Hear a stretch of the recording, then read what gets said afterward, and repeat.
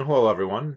So, of all the topics that I've made videos on, there's usually a pretty large consensus among the majority of my audience, and most of my audience is libertarian leaning, um, typically anarchist. And, most of the videos that I'll make, it's essentially preaching to the choir. There isn't a lot of dissension or argument.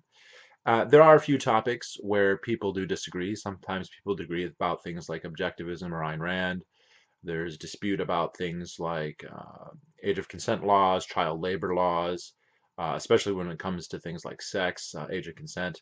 Um, Intellectual property is something that there's some dispute about. But one of the things where, and it wasn't super acrimonious, but where there's almost a 50-50 split, I would say, or near enough to that to make no matter, was Bitcoin.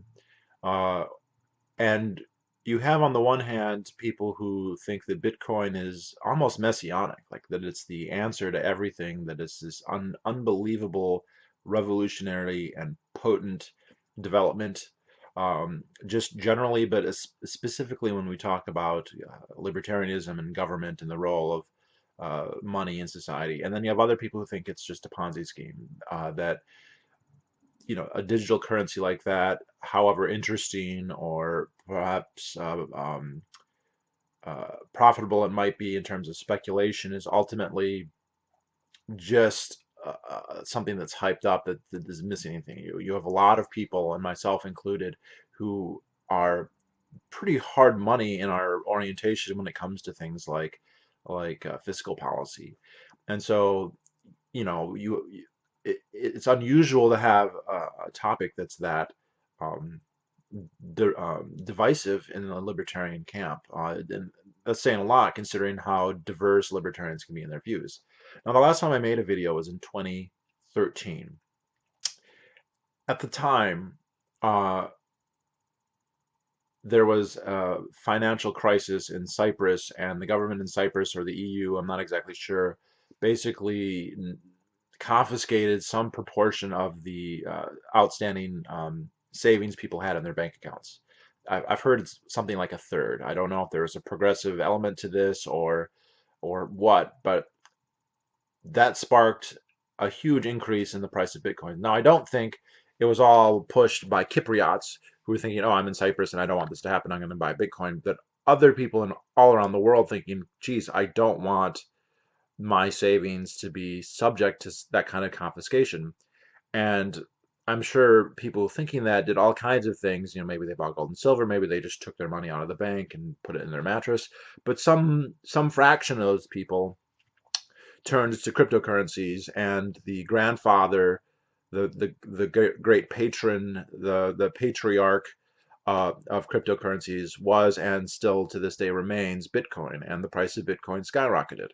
I had bought it a year before that in 2012 at PorkFest, and I paid less than $10 per Bitcoin. And that, I believe it was in the winter or the fall of 2013, it reached over $1,000. That was also the point when I first started hearing about Bitcoin, both in the news and from non-libertarian friends of mine. I was at Christmas later that year, and an uncle actually approached me, totally not libertarian, never talks about libertarianism, doesn't care about politics in any kind of animated sense, and was just like he'd obviously heard about it and somehow thought that I might have, and as it turns out, I bought. And uh, I'm not one to follow it closely. I was not checking the price. I was not in message boards. The fork between Bitcoin, Bitcoin Cash, and Bitcoin Gold was something that I was basically unaware of. One of my subscribers, actually, who I had the chance to visit in the UK, was the first person who actually mentioned that to me, and I had no idea what the difference between Bitcoin Cash and Bitcoin Segwit was, for instance. So, you know, I always found it very interesting when I went to PorkFest in 2012. PorkFest 2012 and PorkFest 2013 um, were essentially Bitcoin conventions, especially 2012. I didn't go in 2011, so I don't know what it was like then, but 2012, almost all the presentations were about Bitcoin. Bitcoin was the topic everyone was talking about. People were buying it, people were using it. Most of the vendors were accepting it, and they continue to do so. Bitcoin is still widely accepted at PorcFest, but they would have conferences, and there are lots of early adopters. There are people who are working, like getting paid in Bitcoin, not just at PorcFest, but in their lives. Some of those people who are now quite wealthy. Um, and it was just a really fascinating, intellectually engaging thing. There are lots of discussions about the regression theorem of money. Is it really money? Is it money at all? There's lots of semantic arguments you can have of what is and what is not money, and whether cryptos meet that standard. Is it safe? How does the blockchain work? How does um, you know, it was really fascinating. But this was, again, 2012, 2013. I think by 2014, 2015, it was just this interesting kind of thing in the background. And, living in New Hampshire, which apparently does statistically have accounts for a huge proportion of Bitcoin transactions and Bitcoin ownership. It's always been kind of like this low level thing in the background. I've bought some from friends. I've bought some from roommates, people who needed cash, and they had Bitcoin wallets. And, I never saw it. Well, I'll get to that in a minute, but like, it's not something that I follow that closely. And this last fall, I was out working in Montana, and on my Facebook feed, I started to see a ton of Bitcoin stuff, and some of it was from longtime libertarian Bitcoin connoisseurs, uh, including my former roommate who I had bought some from, and he actually posted a screenshot of his wallet, and you can actually see where I purchased Bitcoin from him. I purchased, I think, $300 or $400 worth at the time, but what is now worth like $20,000. But there were also a whole bunch of non-libertarian, like completely not libertarian, even anti-libertarian people.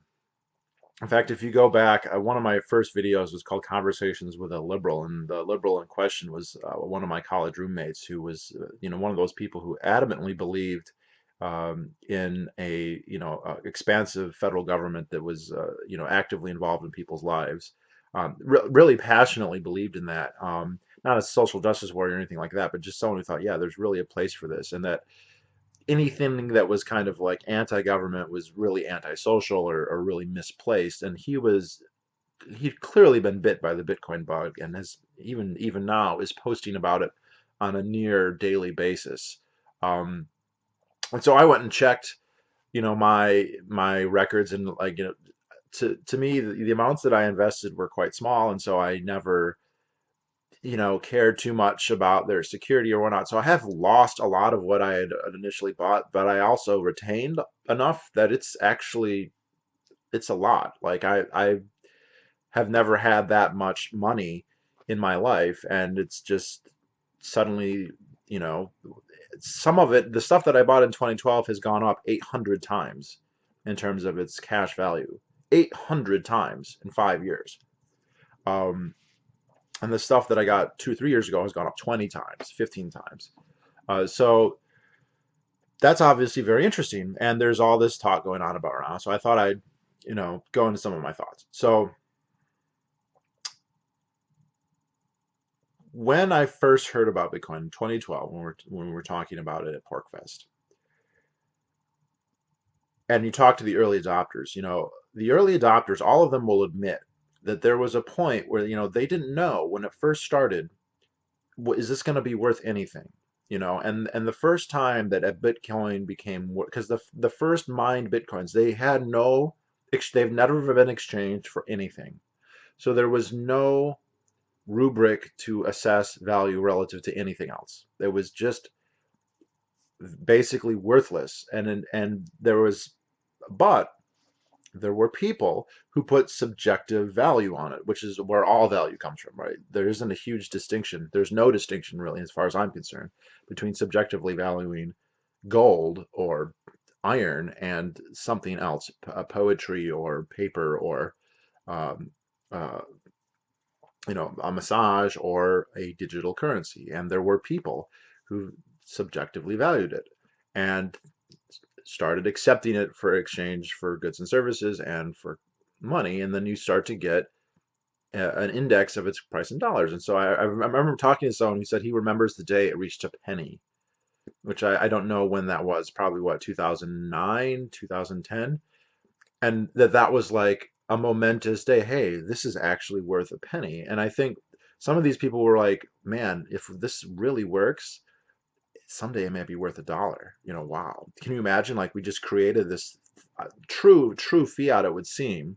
And it is in certain respects true fiat. And it reached $1. And oh my God. And by the time I got exposed to it more directly in 2012, it was a little less than, I think it was like $9, $10. And that's why I was willing to gamble on it. And I considered it a gamble because I thought it could have gone to zero, and I still think it's possible that it could go to zero, although I think that's very, very unlikely. Um, and people at the time were not really projecting how far it would go. Like, could it go to $100? That seemed like a really optimistic thing. And then, you kind of do orders of magnitude in your head, like, well, 100 maybe, but like 1,000, that's really, really optimistic. And end up doing that within a year, slightly over a year, I believe. But the question kind of comes like, what's the range of possibilities here? And at the time, I remember thinking like, well, hypothetically, if this really took off, the way you would measure it would be it's the purchasing power of all Bitcoin uh, would be equivalent to the purchasing power of another currency. And that's kind of how you measure its relative success. And there are some currencies out there that are basically worthless. So you have like the Zimbabwe dollar. This isn't true now, but they had a hyperinflation around this time. And the entire stock of Zimbabwe dollars was probably not worth anything or close to nothing. And there are examples historically. Everyone knows the German hyperinflation in 23, but there have been other ones in the post World War II period. I think the one that actually had the lowest value was something like Hungary, where they had septillions or whatever. It was more than trillions, more than quadrillions, more than quintillions of their currency, but then the actual purchasing power of the entire stock was less than one penny, which is just fucking like very strange when you think about like the actual physical paper is worth more than that. Imagine like printing money is you're losing, you're decreasing the value.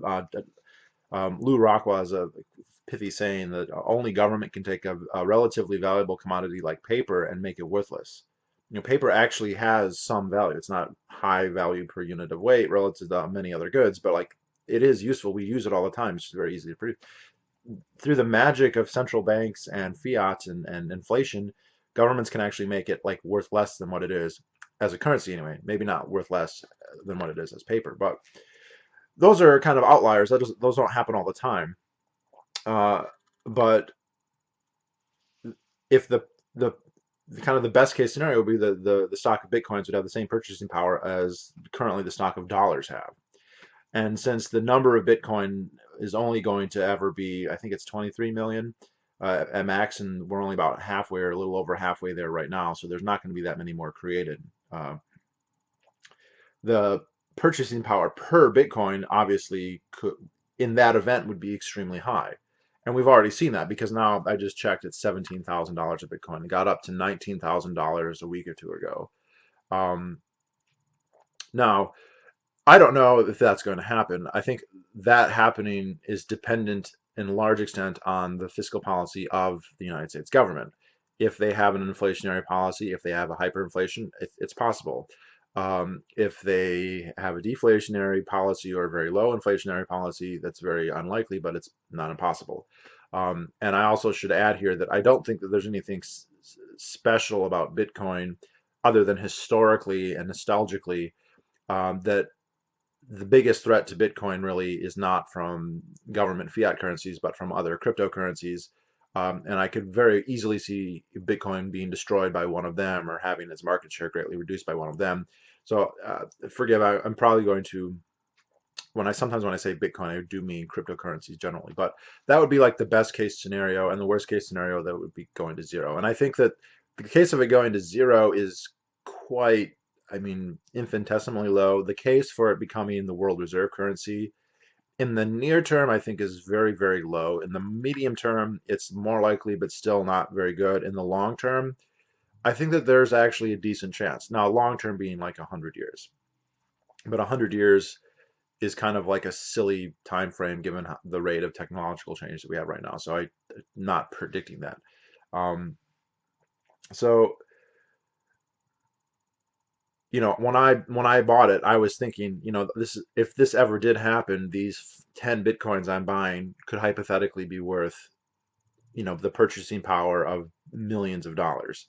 Um, I think what we've seen in the subsequent 5 years is that it's kind of gone a long way towards that. I think that we're in this midpoint where it's definitely not a fad or just a single bubble.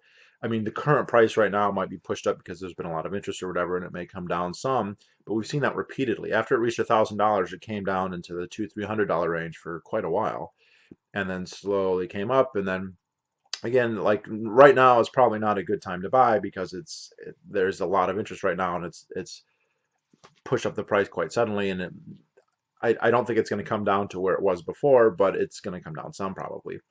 Um, but it's like every year that it goes by, just saying it's just a bubble, there's nothing to it, becomes progressively harder and harder to argue. Netflix has a Bitcoin documentary that I think was made in 2015 or 2016, and there was some very incredulous, like Wall Street investors who said, well, yeah, it's good now, but where's it going to be in a year? And like now we're 2, 3 years on from that, and it's much higher than it was then. And the question is why? And I think the reason is that there's a market demand for something that is resistant to some degree, and Bitcoin is not perfect in this regard by any means, which is why its future is somewhat uncertain. Something that is a currency that is resistant to government control and government confiscation. Um, and this is a big disconnect I see with what Bitcoin is, why it started, who created it, why they created it, and the mainstream interest in it. Uh, and it's just crazy to me because like I'll be at the gym and I will hear like old ladies talking about Bitcoin, and I'll see these debates in Facebook, and it's become mainstream in a way that it wasn't before, but not mainstream in terms of acceptance so much as mainstream in terms of it's in the discourse. Um, the people who created Bitcoin, as far as we know, and there is some mystery here, which is one of the issues I have with Bitcoin. I would really like to know this Satoshi Nakamoto, and it's been claimed that he's been identified and that it's actually a guy named Satoshi Nakamoto, and there's other people who insist that's not him, and there's some ambiguity here, and I that does actually bother me some because there's the Alex Jones inside me wonders like, is this an NSA agent or is this something? I don't think so. I'm not saying that's what I believe, but where there's doubt, and you can fill that void with almost anything. But it was very much launched in the aftermath of the 2008 financial crisis, and the fact that it's designed to have a finite amount of Bitcoin, that it can't be inflated forever, the fact that it's decentralized, that the ledger, instead of being in one location and controlled by one entity or one institution, is spread essentially over the globe, makes it very resistant to taxation, to confiscation, to capital controls. And this is the merit people have it. Like again, the first time it reached over $1,000 was it seems to be a direct response to confiscatory policies in Cyprus and the EU. And people in the US, the early adopters, the people who have been into it for a long time, have all been anti-government libertarians. People who, prior to Bitcoin, would have almost certainly been hard money gold standard people, and many of them are indeed owners of silver and gold, and still to this day, many of them are. And there's a clear political ideology, at least the outlines of one. I don't think you can infer too much, like, does this person believe in the income tax or not, or whatever, but like in the creation. And that's something I think a lot of the people who are just now hearing about Bitcoin really don't understand. And so when I'm at the gym and I hear an old lady saying it's not it's not it's not controlled by the FCC, it's not controlled by the government, and she's saying it like these are negatives. That's the opposite. The virtue people see in it, and we can get into a debate whether you need government at all or whether government control of money is necessary or whatever. But there is very clearly a market demand for currencies that are resistant to that to some degree. And again, Bitcoin is not perfectly resistant to this. It's not perfectly anonymous. In fact, once you attach an identity to a wallet, you know everything that it's done, which is in some ways less or considerably less private than, say, cash. Now, if you can keep your wallet and your identity separated in secret, that's hugely important. If you can keep your wallet and your wallet key encrypted, you can make it almost impossible or prohibitively difficult for the state, even if it identifies you, to sequester the funds, which is actually, in the long term, in terms of revolutionary political implications, maybe even more significant. Um, so we're seeing, I think right now the market cap for Bitcoin is in the 150, $200 billion range, and we've seen a explosion of plethora. There's over 100 of other cryptocurrencies, and I think I've kind of divided these in my mind, and this may be an arbitrary distinction, but you've got like your blue chip cryptocurrencies. It's funny to say something that none of them have been around more than 10 years, but the ones that are near imitators of Bitcoin or slight variants of it, and I think there's 5 or 6 that are over $100 a coin. So you've got your Litecoin, your Ethereum, your Bitcoin Cash, not Bitcoin Gold yet, or yeah, Bitcoin Gold. Let's see, Dash, Ethereum, and a couple other ones. And then there's, I think, 75, 80. This changes by the day, by the way, that are going to be over $1, and then probably even some multiple of that that are less than a penny or under $1.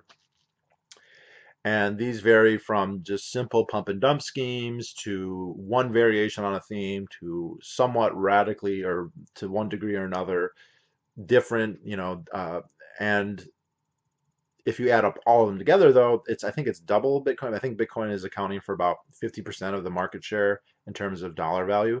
So we see that worldwide there's this right now, this market for whatever that comes out to be 300 million, excuse me, $300 billion of, whether you want to have an entire economy that's based on that, there's clearly a demand for uh, this type of currency. If you want to, I'll call it currency. That is subject to some semantic debate. And I think there are reasons why Bitcoin doesn't work great as a currency. I think I should just list those off right now. Currently, the transaction costs are too high for small purchases, which I think a currency should have that. Now, and again, this is semantic because there are people, George Selgin has a very simple definition of a currency that I rather like, and it's the most fungible good. And so if you have gold and silver is more fungible than gold, then gold is not currency and silver is. And right now, Bitcoin, by that definition, is definitely not a currency. But that is a semantic definition. It's a good one that I like, but it doesn't mean that then things that are the second most liquid good is suddenly worthless. And I think prior to Bitcoin, you did have a lot of people who were arguing like, well, maybe we'll have two currencies and it'll be bimetallism, and you'll use gold if you're going to buy a house, and you'll use silver if you're going to buy a Big Mac, because the piece of gold for that would be quite small, but the amount of silver for a house would be relatively large, and so maybe that'll happen. And we could have a crypto that the transaction costs are relatively high and relatively slow, and that's another problem with Bitcoin, where best case scenario you're looking at 2 or 3 minutes, but you could be looking at 15 minutes or more. That's not really great for everyday transactions most of the time. It's fine if you're going to buy a house. It's fine if you're making a large purchase. It's fine if you're transferring the money. Not fine if you just want to go to the store and grab some gas or whatever.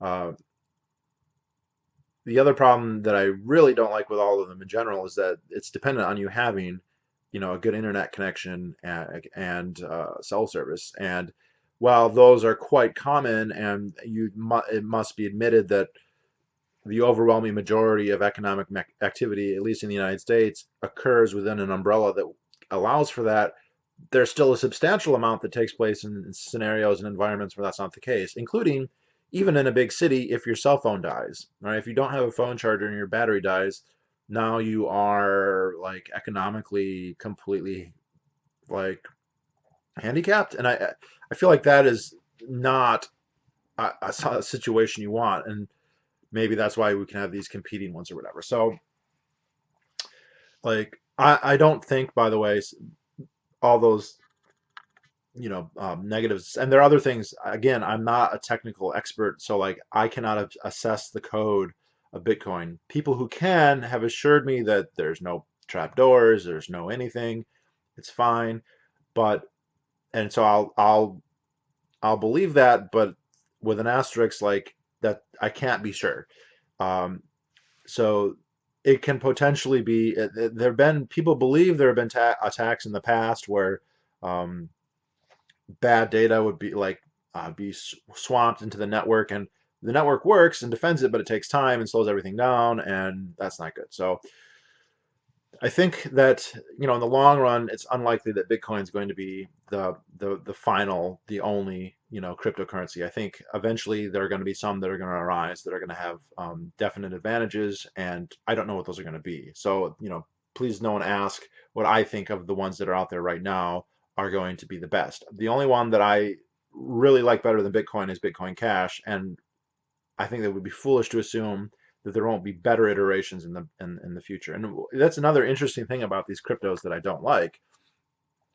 While it might be included in the source code that they can't be uh, inflated, and some of them do. Like so, Litecoin I think is supposed to create like 100 million new Litecoins like every year, and there's it just will go on forever. So that's like the Milton Friedman Chicago School cryptocurrency. Um, Versus the hard money, the fixed supply of a good.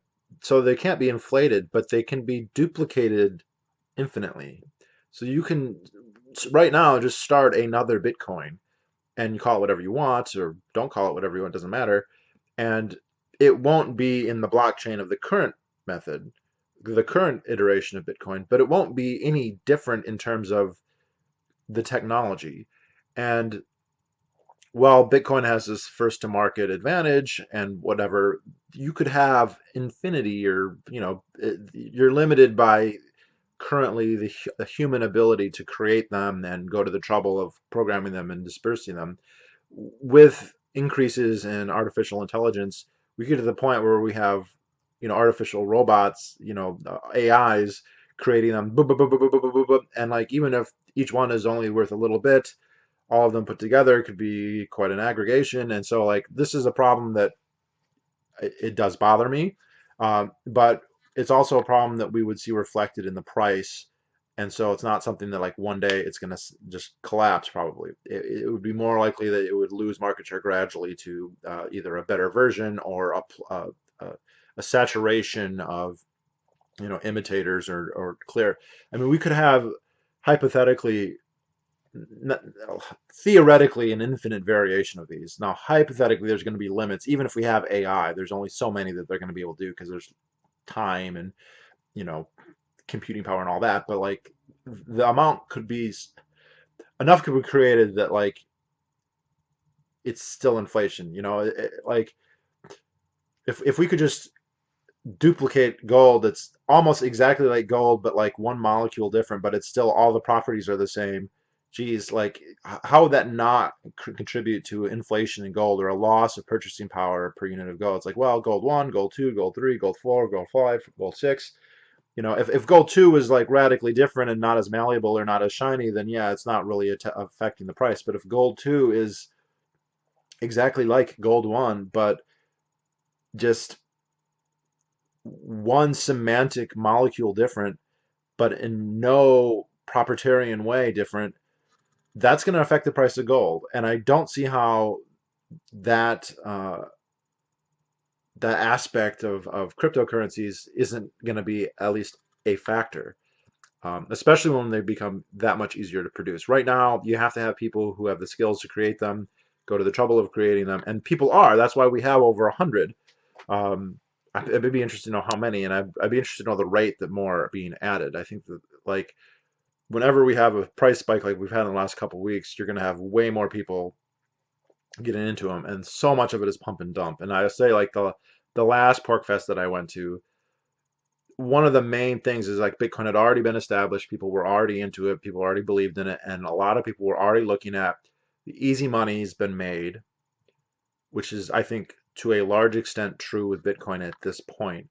No, like I've seen some of my Bitcoin investments have gone up 800 times since 2012. I don't see that happening in my lifetime. In fact, I think that the best case scenario for Bitcoin, let's assume that it got to this purchasing power of the US dollar, that would mean that it would increase something like 100 times or maybe 200 times. And that's pretty much the market cap for Bitcoin. Best case scenario, probably in the long term. And like I remember when I kind of worked that out in my head and thinking, oh shit, because I would love if my current Bitcoin savings went up another 800 times. I just don't think that that's possible, or it's extremely unlikely unless productivity of everything else increases and you just get normal deflation and it's enough to. But I think that that's highly speculative and rather unlikely. But you had a lot of people who were then looking at other coins, and I remember going to a couple seminars where people would go and be like, "Well, what do you think about X?" And they had clearly put money into X, and I don't know, based on their questions, if they had like put their life savings into it or if they had just bought some. And very often, in fact, in every instance that I witnessed, the presenter would say that is a pump and dump. That is uh, it's just a facsimile coin. It's not innovative. There's no special thing to it that makes it better than the other coins. And sometimes it's easier to market something the way people want. So there's something called dark coin, because people realize that there's something that's not very anonymous about Bitcoin. In fact, in some ways, it's the least anonymous type of transactions you can have. Well, it wouldn't be great if you had a truly anonymous one. And so you create dark coin and you just call it dark coin, but it's not really more anonymous or workable, or it's got other flaws. But a lot of people go, oh, that's going to be the future. Here's $100, here's $200, and then your 1 penny dark coin gets pumped up to $3 or $4 or even $10. And if you were the initial miner, you could walk away with a lot of money. So like there's a ton of pump and dumping. There always has been, there always is going to be, and unless and that's always going to be a speculative thing, a speculative potential for profit for some people. Um, right now there's so many that it's not particularly easy to track them all, but it is possible. There are charts that will show the price of everything, and you can go and kind of like penny stocks trade them, and I think that's kind of cool, but it's not necessarily like a long-term way to make money. Um, and the same is true with the Bitcoin. Like it's very difficult, by the way, at this point to like mine Bitcoin on your own without specialized equipment. And that equipment, because it's able to mine Bitcoin, is not cheap. The energy costs are, it depends where you live, but like not inconsiderable. So there's it's interesting. It's like we have a free market in money. It's like going back, and I remember like listening to lectures by George Selgin, or if you read about the Jacksonian era or these other periods where you had numerous banks issuing notes, and they're almost always fractionally reserved that have some rump stock of gold, but then better banks would be better about redemption than poorer banks would be less. But we have this competition of money, and I love that like the government has, it's just kind of happened so fast that they have not reacted. They have reacted some, but they have not reacted in a way that has really stemmed it at all. And it's not clear what they would have to do to actually stem it, or that they would be willing to do. And that brings me to like a broader philosophical point here. And currently reading a really great book that Ivan the Heathen, one of my subscribers and fellow YouTubers, suggested for me, and it's called Against the Grain. Here, I'll grab it. Probably going to talk about this book soon on its own because it's definitely fascinating and worth talking about. But one of the premises there is that states only exist when systematic expropriation of a populace is economically feasible. So, like, we have this entire uh, ideological bulwark for governments about how they're great, how they're progressive, how society, civilization progresses because of them. And like in a narrow sense, that's true. Anything that happens is progression, is change. States have an effect on society. That's undeniable. Calling that effect positive, you have to, it takes more of an argument. And I think that the effects are both positive and negative, and coming to a net conclusion is quite difficult. But especially the early states, this is even more clear. They didn't just, people look at them like, well, they help us solve the free rider problem, and they help us solve positive externalities and negative externalities, and they're like this. They're either the only solution to a lot of things. People look at them like there's certain goods and services that only the government can do, and the certain general societal problems, again, like the free rider problem or the positive or negative externality problems, and only the government can solve them. And that's blatantly false. There's the more refined but less used argument that, well, they're not the only thing that can solve those problems, but they're the optimal way to solve those problems. So we might be able to solve the free rider problem in a non-state way, and the short answer to that is that's totally possible. It happens plenty of times, but the state solution is optimal. And that's actually a really fun debate to have, but one that's never talked about, because the most common argument is just that it's impossible without the government. You can't have healthcare without the government. You can't have roads without the government, and you can't solve the free rider problem without government. You can't do defense. You can't have law. This is all like completely wrong, but that's the argument that most people make. But there's a problem with that, because if the government is just this, if you, I mean, the rhetoric is that it's this marvelous system, but let's just tone it down and say, let's just say it's the optimal way to solve these problems, these general problems that all human societies suffer. Then states should proliferate. They should be everywhere. Every human society should produce them. They should always exist. They should, hunter-gatherers should have them. Pastoralists should have them. There's no reason they shouldn't have existed 20,000 years ago or 100,000 years ago. As soon as we had physically modern humans, if not before, because let's face it, I don't think there's any reason to assume that Neanderthals or Homo erectus did not have free rider problems or did not have positive or negative externality problems. And certainly Neolithic or Mesolithic peoples had those problems, and yet we don't see states. And states only arise. Uh, this is kind of blurring with what my next video is going to be about, but I think it's pertinent when we talk about Bitcoin. They only arise when there is a way to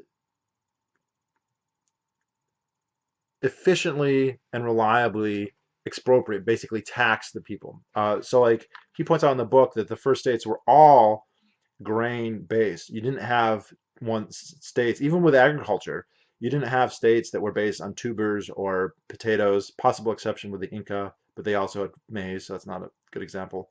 Um, because it's difficult to efficiently go to a potato field and assess taxes, because you have to dig them all up, and that's actually very difficult. The tax man would have to be put as much work into the field as the farmer does, and that immediately destroys the efficiency of being a taxer, right? You have to be, and there's other problems, like you want stuff that you want grains that all mature at the same time. So if you have legumes or some of the beans, peanuts, those sort of things, problem with those is like they are ripen all the time, and so you don't know when to go and collect the harvest. And just even though those are divisible and they can easily be counted and whatnot, if you don't know when to go and you have to check every day, it's just not efficient.